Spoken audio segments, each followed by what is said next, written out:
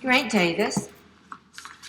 Mr. Speaker, when people talk about famines, they think about food shortages, but what famines are, in fact, is a combination of higher prices alongside lower wages, and we are approaching famine conditions in Britain because after 12 years of UK austerity with cuts in services, frozen wages, devaluation of the pound, people are much weaker facing this tsunami of price rises we've seen from Putin's brutal war. And the response we've seen from the oil companies, of course, is that their operating costs are just the same, that the prices go up, they make windfall profits, that they've picked the pockets of British people, and we demand our money back. There is a sort of windfall tax at the moment. That should be continued at international rates, has been said, so we don't face a situation where there's yet another increase of another £500 on people's household budgets. Millions of people are in desperate poverty and simply can't afford that.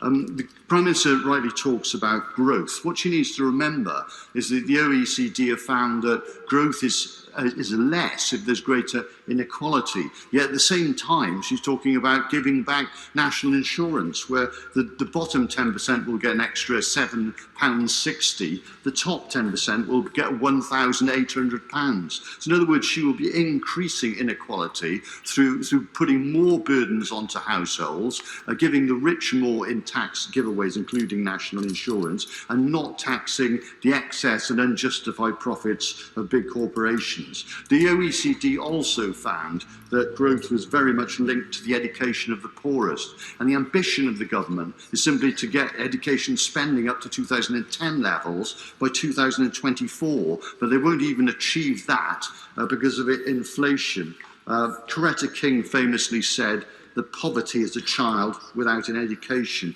And we've seen education standards now fall through the pandemic, in particular for the poorest, so we need to invest there. Meanwhile, we've got a situation where the government's provoking a trade war with the EU over the protocol. Bank of England rates are likely to go up. They're provoking strikes with the trade union movement. But what we want is growth. And what we saw with the Labour Party in the 10 years to 2008 was 40% growth in the economy that allowed us to invest double investment in education and in health. And had trend growth continued from the Labour government, the average income in Britain would be £10,000 more. So they'd be more resilient to these external shocks of the pandemic and the energy crisis. So we need to think about that, and we need to invest very much in hydrogen instead of fracking, and invest in renewables instead of more and more oil.